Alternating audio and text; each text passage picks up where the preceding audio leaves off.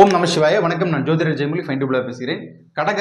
கடகராசிக்கு கலவரம் என்ன சார் கலவரம் அப்படின்னா, இவங்களுக்கு உண்டான பிரச்சனை. இப்போ இவங்களுக்கு பார்த்தீங்கன்னா கடகராசிக்கு அஷ்டமத்தில் சனி பகவான் முடிஞ்சிட்டார்.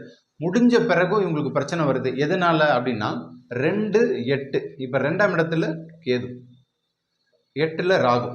இப்போ இவங்க 2 பேருமே பார்த்தீங்கன்னா கோல்மூட்டி கிரகங்கள். கோல்மூட்டி கிரகம்னா நம்ம குடும்பத்தில் இருப்பாங்க இல்லையா, அவன் பிரச்சனை பண்ணுறான், அவனுக்கு இவன் தான் எதிரி அப்படின்னு சொல்லிட்டு நம்மளை பார்த்தீங்கன்னா நிச்சயமாக ஒரு அவமானப்படுத்துவாங்க. அந்த குடும்பத்தில் உள்ளவங்க பார்த்தீங்கன்னா நீங்கள் செய்யாத ஒரு விஷயத்தை அவங்க கோழி மூட்டுவாங்கன்னு சொல்லுவாங்க. இப்போ நீங்கள் பார்த்தீங்கன்னா உங்கள் ஃப்ரெண்ட்ஸாக இருக்கட்டும், ரிலேட்டிவாக இருக்கட்டும், யாராக இருந்தாலும் உங்கள் விஷயத்தை பர்சனல் விஷயத்த சொல்லவே மாட்டேன்டா அப்படின்வாங்க. ஆனால் அவன் தான் போயிட்டு சத்தியம் உங்ககிட்ட அடிச்சுட்டு போயிட்டு அவன் பாருங்கள் 10 பேர்கிட்ட போய்ட்டு சொல்லுவார். 10 பேர் 100 பேர்கிட்ட போய் சொல்லி இந்த இடத்துல கலவரத்தை உருவாக்குவாங்க.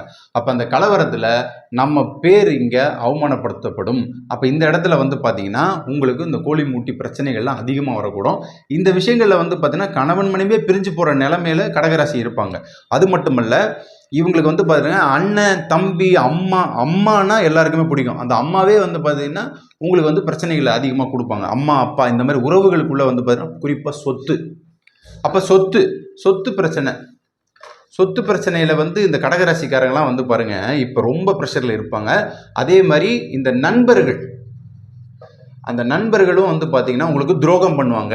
அப்போ இந்த இடத்துல பார்த்தீங்கன்னா ஒரே கலவரமாக இருக்கும். அப்போ நிச்சயமாக பார்த்தீங்கன்னா ஒரு சலசலப்பாகவே இருக்கும். கலகலப்பு மிக மிக குறைவாக இருக்கும். அப்போ குடும்பத்தில் இந்த கலவரம் அதிகமாக இருக்கும். சொத்து பிரச்சனை இதில் அண்ணன் தம்பி அடிச்சுக்கிட்டு இருக்கிறது.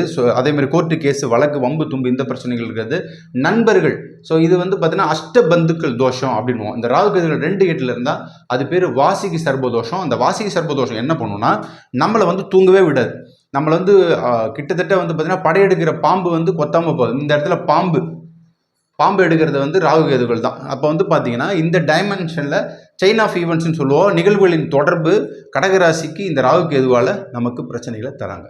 இப்போ கடகராசி பாருங்கள் அயராத உழைப்பாளிகள், தேனீகளை போல சுறுசுறுப்பு மிக்கவர்கள், ஆர்வமாக இருப்பாங்க, ராஜயோகத்தை அனுப்புவாங்க. இது எல்லாமே உங்களுடைய கேரக்டர் பிரின்சிபலுங்க, குணாதிசயங்கள். ஆனால் இவங்க கிட்டேருந்து இருக்கக்கூடிய இந்த உறவுகள் இருக்குது பார்த்தீங்களா, குடும்பத்தில் அண்ணன், தம்பி, சித்தப்பா, பெரியப்பா, மாமன், மச்சன் இந்த மாதிரி இருக்குங்க இல்லையா, உங்கள் உழைப்பை எடுத்துப்பாங்க.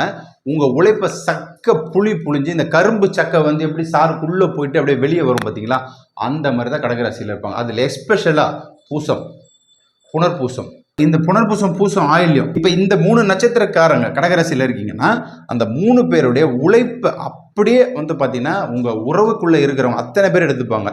ஸோ உறவுகளுக்குள்ளே இருந்தாலும் நண்பர்கள் இருந்தாலுமே பார்த்தீங்கன்னா ஒரு ஆஃபீஸில் வேலை செய்கிறீங்கன்னா அந்த ஆஃபீஸில் நீங்கள் ரெட் ஆப்ரேஷன் பிளான் ஏன்னு போடுவீங்க. அவங்க அதை பார்த்தீங்கன்னா உங்களை மீறி அந்த ப்ராஜெக்ட் எடுத்துகிட்டு போயிட்டு சப்மிட் பண்ணி ஜெயிச்சிருவாங்க. அப்போ இந்த இடத்துல நீங்கள் நிராகரிக்கப்படுவீர்கள், அந்த இடத்துல அவமானப்படுத்தப்படுவாங்க. அப்போ அந்த இடத்துல உங்கள் மனசு எப்படி இருங்க, ஒரு போர் பூமியில் இருக்கிற மாதிரி இருக்கும். உங்கள் உழைப்பை வச்சு இவங்க எல்லாருமே பேர் வாங்கிட்டு போயிடுவாங்க. அப்போ நம்ம பார்த்தீங்கன்னா இந்த இடத்துல கூடி குறுகி தான் நிற்போம். அப்போ கலவரம் அதிகமாக இருக்கும். அப்போ மனசில் கலவரமாக இருக்கும். இப்போ இது எப்படி சார் சரி பண்ண முடியும் என்னால் அப்படின்னா, இப்போ குரு பகவான் தான் கொஞ்சம் குரு தான் ஹெல்ப் பண்ணுவாருங்க. குரு உச்சம்தான் இந்த இடத்துல.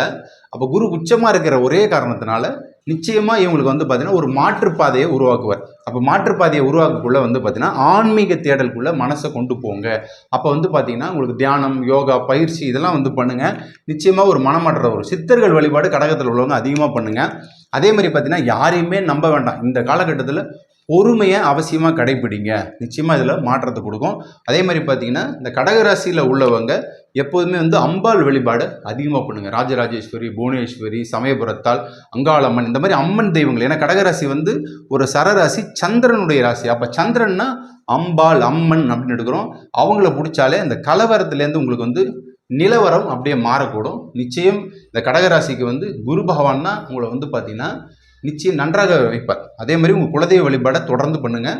உங்களுடைய தசா புத்தி அந்தரம் சூட்சமம் இது எப்படி இருக்குது அப்போ அதை வச்சு எப்படி சொன்னப்போ அப்போ 70% இவங்களுக்கு பிரச்சனை இருக்குதான். அப்போ 70% இந்த கலவரம் எடுக்கிறோம். மிச்சம் 30% உங்களை காப்பாற்றக்கூடியது குரு பகவான். ஸோ குருவை நம்புங்கள். குருவால குருவே துணை, எல்லாம் வளரும், எல்லாத்தையும் கொடுத்து விட்டு பெற வாழ்த்து. நன்றி, வணக்கம்.